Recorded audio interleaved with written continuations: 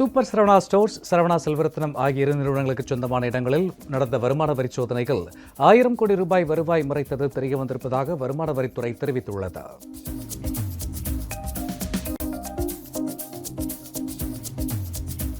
Corona தொற்று காரணமாக குற்றால அருவிகளில் நீராட பல மாதங்களாக விதிக்கப்பட்டிருந்த தடை தற்போது நீக்கப்பட்டுள்ளது.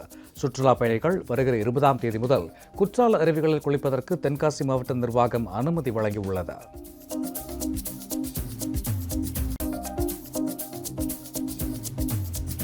தமிழகத்தில் ரேஷன் பொருட்களை வாங்க கொரோனா தடுப்பூசி செலுத்தியிருக்க வேண்டியது கட்டாயமில்லை என்று தகவல் அறியும் உரிமைச் சட்டத்தில் தமிழக சுகாதாரத்துறை பதில் தந்துள்ளது.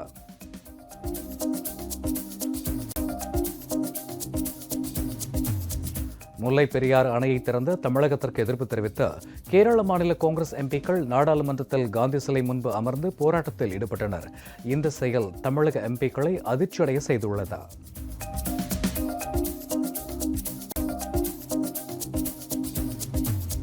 தஞ்சாவூர் அருகே நாஞ்சிக்கோட்டையில் போலீசார் நடத்திய சோதனையில் 75 லட்சம் ரூபாய் மதிப்புள்ள குட்கா பறிமுதல் செய்யப்பட்டது.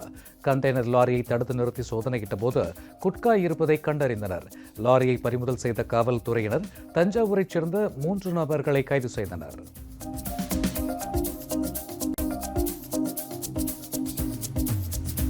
கரூரில் அரவக்குறிச்சி அடுத்துள்ள புங்கம்பாடி குடகனாற்றின் கரையில் 1000 ஆண்டுகள் பழமை வாய்ந்த மீனாட்சி சுந்தரேஸ்வரர் ஆலயம் உள்ளது. இங்கு 108 சங்காபிஷேக விழா அதி விமர்சையாக நடைபெற்றது. இதில் ஏராளமான பக்தர்கள் கலந்து கொண்டு சுவாமி தரிசனம் செய்தனர்.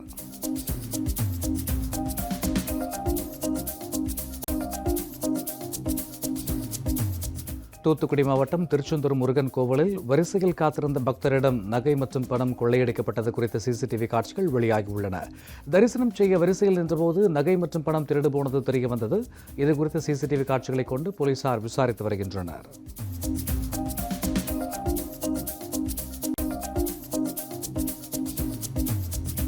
திருப்பூர் மாவட்டம் தாராபுரம் அருகே கவுண்டச்சிபுதூர் ஊராட்சியில் நடைபெற்ற சிறப்பு கிராம சபை கூட்டத்தில் தீர்மானங்கள் நிறைவேற்றப்படாமல் சலசலப்பில் முடிவடைந்தது. அம்மாப்பட்டி அரசு ஆரம்ப பள்ளியில் நடைபெற்ற இக்கூட்டத்தில் கவுண்டச்சிபுதூர் ஊராட்சிக்குட்பட்ட 30க்கும் மேற்பட்ட கிராம மக்கள் பங்கேற்றனர்.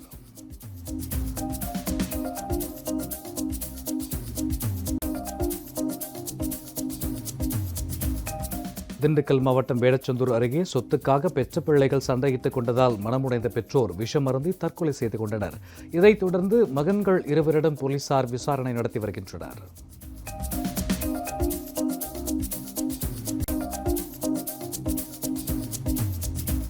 கிருஷ்ணகிரி மாவட்டம் தேன்கனிக்கோட்டை அருகே உள்ள சுற்றுவட்டார கிராமங்களில் ஊருக்குள் புகுந்த ஒற்றை யானையால் கிராம மக்கள் அச்சமடைந்தனர். மேலும் யானையால் பயிர்கள் சேதமாகி வருவதால் ஒற்றை யானையை அடர்ந்த வனப்பகுதிக்குள் விரட்ட கிராம மக்கள் கோரிக்கை விடுத்துள்ளனர்.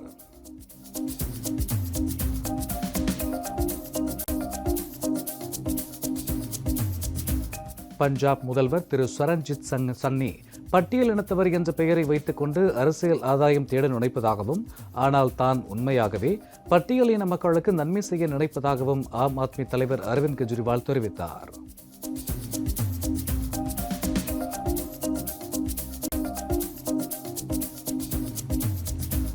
மகாத்மா காந்தியின் இந்தியா தற்போது கோட்சேவின் இந்தியாவாக மாறிவிட்டதாக ஜம்மு காஷ்மீர் முன்னாள் முதல்வர் திருமதி மெஹபூபா முஃப்தி தெரிவித்தார். இதனை சுட்டிக்காட்டிய அவர், வாஜ்பாய் காலத்தில் இந்தியா பாகிஸ்தான் அணிகளை இரு நாட்டு மக்களும் பரஸ்பரம் பாராட்டிக் கொண்டனர். தற்போது அந்நிலை இல்லை என குறிப்பிட்டார்.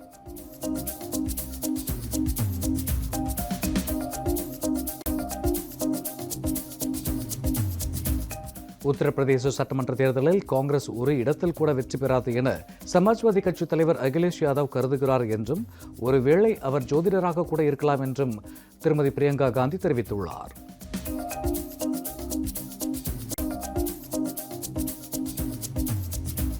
வேளாண் சட்டங்களுக்கு எதிராக டெல்லியில் நடைபெற்று வரும் விவசாயிகள் போராட்டத்தில் உயிரிழந்தவர்களை கண்டறிய மத்திய அரசுக்கு தாங்கள் உதவ தயாராக இருப்பதாக காங்கிரஸ் எம்பி ஆதிர் ரஞ்சன் சௌத்ரி தெரிவித்துள்ளார்.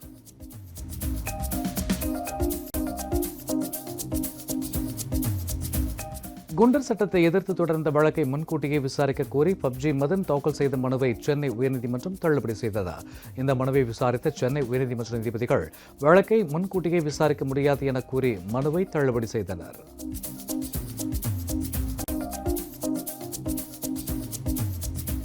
மயிலாடுதுறை அருகே நெல் ஜெயராமன் நினைவு நாளை முன்னிட்டு பாரம்பரிய நெல் கண்காட்சி மற்றும் பாரம்பரிய நெல் விதைகள் வழங்கும் நிகழ்ச்சி நடைபெற்றது. இந்நிகழ்ச்சியில் நெல் ஜெயராமன் உருவப்படத்திற்கு அனைவரும் விளக்கேற்றி மலர் அஞ்சலி செலுத்தினர்.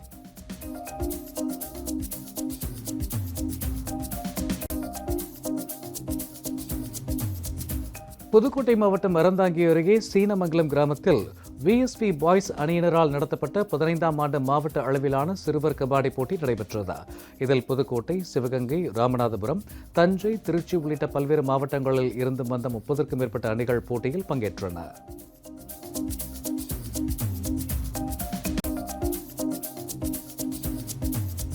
விருதுநகர் மாவட்டம் ராஜபாளையம் அருகே அரசு பள்ளியில் மழைநீர் தேங்கியதால் மாணவ மாணவிகள் அவதிக்குள்ளாகினர். அண்மையில் பெய்த கனமழையால் அப்பள்ளியில் தண்ணீர் தேங்கியுள்ளது.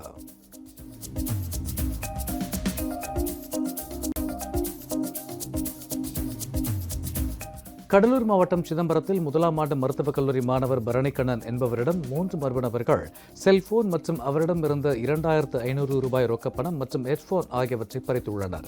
மேலும் இதுகுறித்து அண்ணாமலை நகர் காவல் நிலைய போலீசார் தீவிர விசாரணை நடத்தி வருகின்றனர்.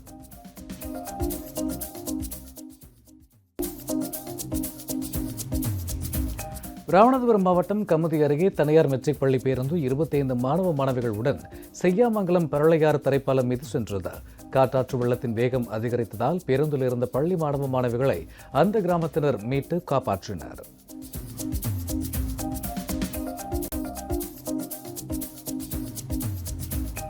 அரியலூர் மாவட்டத்தில் ஏடிஎம்மில் பணம் எடுத்து தருவதாக கூறி பலரது ஏடிஎம் கார்டில் இருந்து பணத்தை கையாடல் செய்த இளம்பெண் கைது செய்யப்பட்டார்.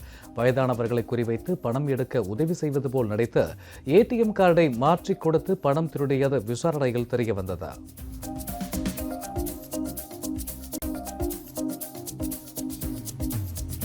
ராமநாதபுரம் மாவட்டம் மண்டபத்தில் தாய் மகள் உடல்கள் எரிந்து கருகிய நிலையில் போலீசார் அதனை கைப்பற்றி விசாரணை மேற்கொண்டு வருகின்றனர். தகவலின் பேரில் சம்பவ இடத்திற்கு விரைந்த போலீசார் இருவரது உடல்களையும் கைப்பற்றி விசாரித்து வருகின்றனர்.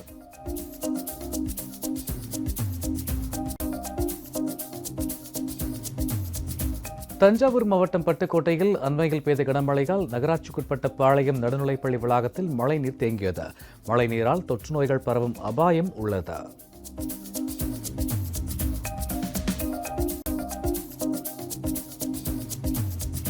பொங்கல் பண்டிகையின் போது கிராமங்களில் பாரம்பரிய இறுதிவிடும் திருவிழா நடத்திட உரிய அனுமதி வழங்கிட கோரி கிருஷ்ணகிரி மாவட்ட ஆட்சியர் அலுவலகத்தினை 1000க்கும் மேற்பட்ட கிராம மக்கள் முற்றுகையிட்டனர்.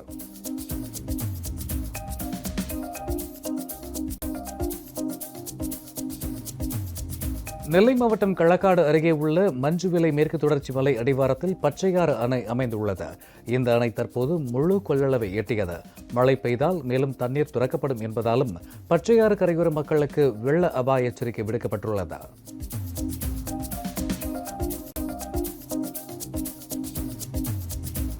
புதுக்கோட்டை மாவட்டம் ஆவுடையார் கோவில் தாலுகாவில் பாதிக்கப்பட்ட விவசாயிகளுக்கு பயிர் காப்பீடு வழங்காததை கண்டித்து ஆவுடையார் கோவில் வட்டாட்சியர் அலுவலகம் முன்பு விவசாயிகள் சாலை மறியல் போராட்டம் நடத்தினர்.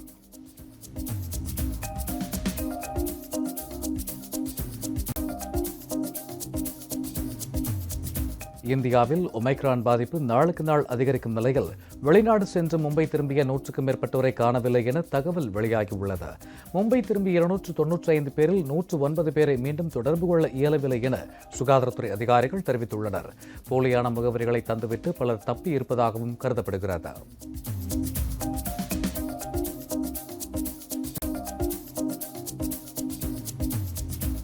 நாடு முழுவதும் முன்களப் பணியாளர்களுக்கு கொரோனா தடுப்பூசி பூஸ்டர் டோஸ் போட இந்திய மருத்துவ சங்கம் யோசனை தெரிவித்துள்ளது. டெல்லியில் செய்தியாளர்களை சந்தித்த இந்திய மருத்துவ சங்க தலைவர் டாக்டர் JA ஜெயலால் டெல்டா வகை கொரோனாவை விட ஒமைக்ரான் வேகமாக பரவுவதாகவும் அரசும் பொதுமக்களும் மிக விழிப்புணர்வோடு இதை தடுக்கும் முயற்சியில் ஈடுபட வேண்டும் என்றும் கேட்டுக்கொண்டார்.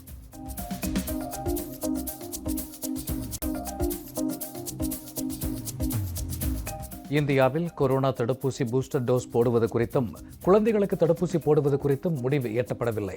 பூஸ்டர் டோஸ் தடுப்பூசி போடுவது மற்றும் குழந்தைகளுக்கு தடுப்பூசி செலுத்துவது குறித்த தேசிய தொழில்நுட்ப ஆலோசனை குழு கூட்டத்தில் முடிவு எட்டப்படும் என்று எதிர்பார்க்கப்பட்ட நிலையில் ஒருமித்த முடிவு எடுக்கப்படவில்லை.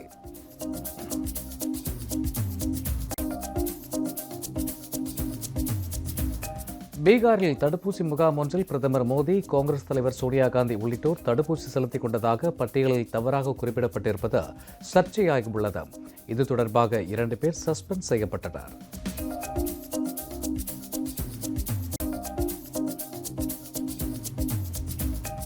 நாடு முழுவதும் 93% ஆசிரியர்களுக்கு கொரோனா தடுப்பூசி போடப்பட்டிருப்பதாக மத்திய கல்வித்துறை அமைச்சர் தர்மேந்திர பிரதான் தெரிவித்துள்ளார். மக்களவையில் கேள்வி ஒன்றுக்கு பதில் தந்தவர், ஆசிரியர் பணி அல்லாத ஊழியர்கள் 87 விழுக்காடு பேர் தடுப்பூசி போட்டுக் கொண்டிருப்பதாக குறிப்பிட்டார். அந்தமான் நிக்கோபார் தீவுகள், லடாக், லட்சத்தீவு மற்றும் திரிபுராவில் 100% இலக்கு எட்டப்பட்டிருப்பதாக தெரிவித்தார்.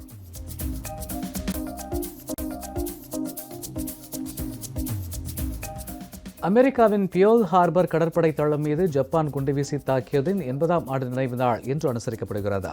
2ஆம் உலகப் போரின் போது அமெரிக்காவின் முக்கிய கடற்படை தளமான பியோல் ஹார்பர் மீது ஜப்பான் விமானப்படை மிக பெரும் தாக்குதலை நடத்தியது. ராணுவ வீரர்கள் உட்பட 2390 அமெரிக்கர்கள் உயிரிழந்தனர்.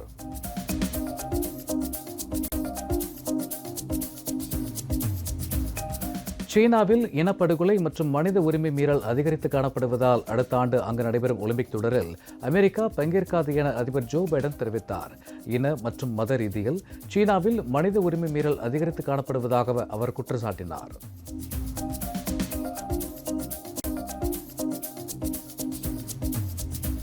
இந்திய பெருங்கடலில் உள்ள பவளப்பாறைகள் அடுத்த 50 ஆண்டுகளில் முற்றிலும் அழிந்துவிட வாய்ப்பிருப்பதாக விஞ்ஞானிகள் எச்சரிக்கின்றனர். நேச்சர் சஸ்டைனபிலிட்டி இதழில் வெளியாகியுள்ள கட்டுரையில் இத்தகவல் பதிவிடப்பட்டுள்ளது. நடவடிக்கை எடுக்காவிட்டால் ஆப்பிரிக்காவின் கிழக்கு கடற்கரையில் உள்ள பவளப்பாறைகளும் மொரீஷியஸ் மற்றும் செஷல்ஸ் போன்ற தீவுகளும் அழிந்துவிடும் என்றும் அந்த கட்டுரையில் எச்சரிக்கப்பட்டுள்ளது.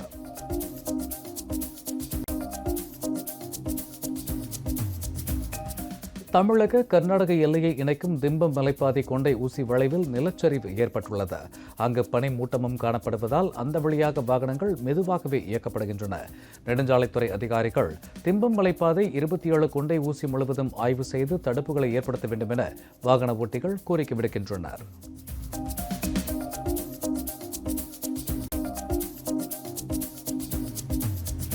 நாகையில் இல்லம் தேடி கல்வி திட்டத்தை ஆய்வு செய்த மாவட்ட ஆட்சியர் அருண் தம்புராஜ் தரையில் அமர்ந்தபடி வகுப்புகளை கவனித்ததுடன் மாணவர்களுடன் உரையாடினார்.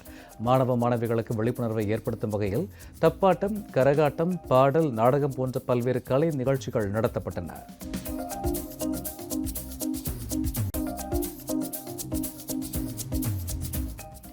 ரஷ்யாவின் பிரபல AK-203 ரக துப்பாக்கிகளை இந்தியாவில் உற்பத்தி செய்வதற்கான ஒப்புதல் உறுதியானது. உத்தரப்பிரதேச மாநிலம் அமேதியில் உற்பத்தி செய்யப்பட்டு இதற்கான ஒப்பந்தம் ரஷ்ய பாதுகாப்புத்துறை அமைச்சர் மற்றும் இந்திய பாதுகாப்புத்துறை அமைச்சர் முன்னிலையில் கையெழுத்தானது.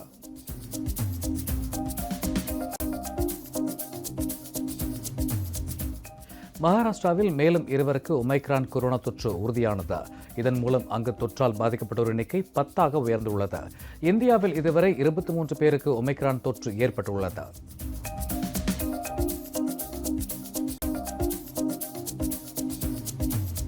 நாகாலாந்தில் பாதுகாப்பு படையினர் பொதுமக்கள் மீது நடத்தப்பட்ட தாக்குதலில் உயிரிழந்தோர் எண்ணிக்கை 19ஆக அதிகரித்துள்ளது.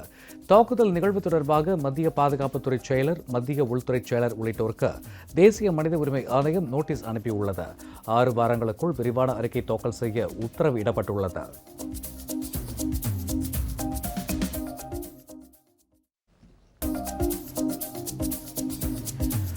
தாம்பரம் மாநகராட்சியுடன் இணைக்கப்பட்டுள்ள பேரூராட்சி பகுதிகளில் குப்பை கிடங்குகளை உடனடியாக அகற்றக் கோரி ஆய்வு செய்ய வந்த நகராட்சி நிர்வாக இயக்குநரை முற்றுகையிட்டு பொதுமக்கள் ஆர்ப்பாட்டத்தில் ஈடுபட்டனர். பலமுறை அதிகாரிகளிடம் புகார் தெரிவித்தும் அதிகாரிகள் எவ்வித நடவடிக்கையும் எடுக்கவில்லை என்று அவர்கள் வேதனையுடன் கூறினர்.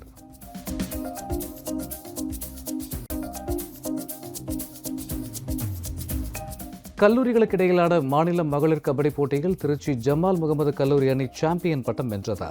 புதுக்கோட்டை மன்னர் கல்லூரி 2ஆம் இடத்தை பிடித்தது. திரைப்பட இயக்குநர் சுசேந்திரன் வெற்றி பெற்ற அணிகளுக்கு சுழற்கோப்பைகளை வழங்கினார்.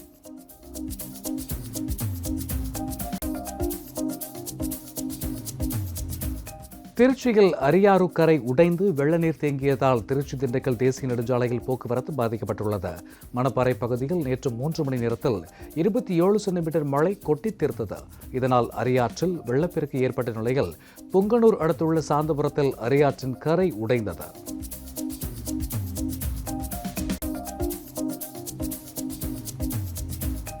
கிறிஸ்துமஸை முன்னிட்டு மிலன் நகரில் 24 மீட்டர் நீளமுள்ள பிரம்மாண்ட கிறிஸ்துமஸ் மரம் ஒளிரூட்டப்பட்டது. இந்த மரம் 80,000க்கும் மேற்பட்ட LED விளக்குகளை கொண்டு அலங்கரிக்கப்பட்டிருந்தது. மின்னொளியில் மிளர்ந்த கிறிஸ்துமஸ் மரத்தை ஏராளமானோர் ஆர்வத்துடன் கண்டுகளித்தனர்.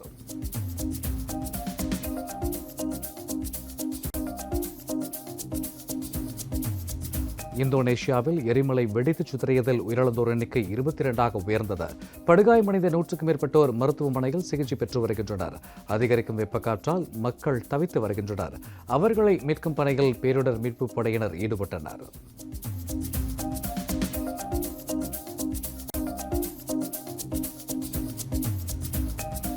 மேற்கு தொடர்ச்சி மலைப்பகுதியில் பெய்த கனமழையால் நெல்லை, தென்காசி மாவட்டங்களில் உள்ள பல்வேறு அணைகள் முழு கொள்ளளவை எட்டியுள்ளன.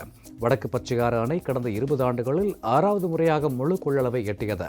கடனா நதி அணையின் நீர்வரத்து அதிகரித்திருப்பதால் கடையம் வட்டாரத்தில் உள்ள கரையோர மக்களுக்கு ஒலிபெருக்கி மூலம் வெள்ள அபாய எச்சரிக்கை விடுக்கப்பட்டுள்ளது.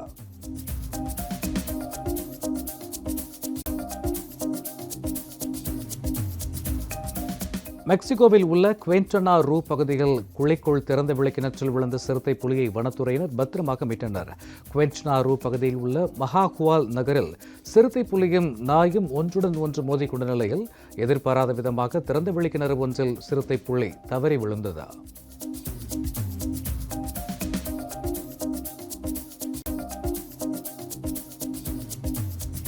கன்னியாகுமரி மாவட்டத்தில் தனியார் நிதி நிறுவனம் நடத்தி சுமார் 1500 ஏழை கூலி தொழிலாளிகளிடம் 50 கோடி ரூபாய் மோசடி செய்த நபர்கள் குறித்த காவல் நிலையங்களில் புகார் கொடுத்தும் நடவடிக்கை எடுக்காத காவல்துறையை கண்டித்து பாதிக்கப்பட்ட மக்கள் மாவட்ட காவல் கண்காணிப்பாளர் அலுவலகத்தை முற்றுகையிட்டனர்.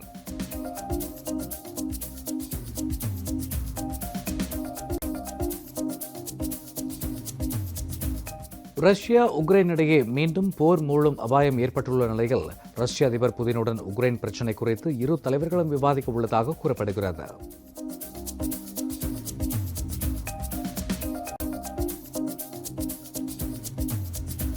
சென்னையில் KK நகர், விருகம்பாக்கம் உள்ளிட்ட முக்கிய பகுதிகளில் பாதாள சாக்கடையில் இருந்து கழிவுநீர் கசிந்து சாலைகளில் தேங்கியுள்ளதால் பொதுமக்கள் மிகுந்த சிரமத்திற்கு ஆளாகியுள்ளனர். இதேபோல KK நகர், வேம்புலியம்மன் கோவில் தெரு உள்ளிட்ட பகுதிகளிலும் சாலையில் கழிவுநீர் தேங்கியிருப்பதால் பொதுமக்கள் மிகுந்த சிரமத்திற்கு உள்ளாகினர்.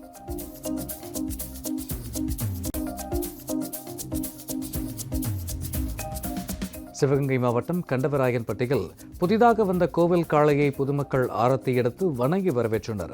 திருப்பத்தூர் அருகே உள்ள கண்டவராயன்பட்டி ஸ்ரீ காடப்பிள்ளை ஐயனார், வல்லநாட்டு கருப்பர், சின்ன கருப்பர் கோவிலுக்கு புதிதாக கோவில் மாடு வாங்கப்பட்டதைத் தொடர்ந்து அதனை கிராம மக்கள் வழிபாடு செய்து கொண்டாடினர்.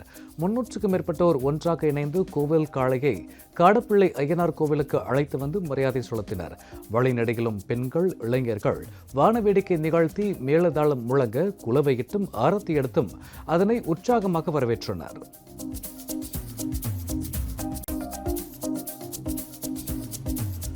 நாகை அருகே சாராய வியாபாரி உயிரிழந்த விவகாரத்தில் சந்தேகத்தின் அடிப்படையில் ஒரு வாரத்திற்கு பிறகு உடல் தோண்டி எடுக்கப்பட்டு பிரேத பரிசோதனை மேற்கொள்ளப்பட்டது.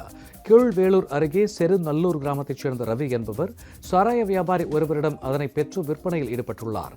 அவர்கள் இருவருக்கும் இடையே ஏற்பட்ட பணம் கொடுக்கல் வாங்கல் பிரச்சனைகள் ரவி அடித்துக் கொல்லப்பட்டதாக கூறப்படுகிறது. இது தொடர்பாக உறவினர்கள் அளித்த புகாரின் பேரில் புதைக்கப்பட்ட உடல் மீண்டும் தோண்டி எடுக்கப்பட்டு பரிசோதனை நடத்தப்பட்டது.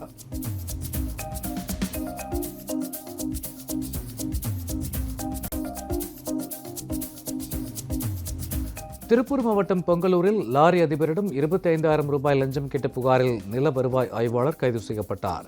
நில வருவாய் ஆய்வாளரான செந்தில்குமார் லாரி உரிமையாளர் முருகேஷ் என்பவரிடம் பொங்கலூர் வழியாக லாரிகள் செல்ல வேண்டும் என்றால் மாதம் லஞ்சம் கொடுக்க வேண்டும் என கட்டாயப்படுத்தி கேட்டதாக கூறப்படுகிறது. பணம் தர மனமில்லாத லாரி அதிபர் முருகேஷ் அளித்த புகாரின் பேரில் திருப்பூர் லஞ்ச ஒழிப்புத்துறை போலீசார் கையும் களவுமாக பிடித்தனர்.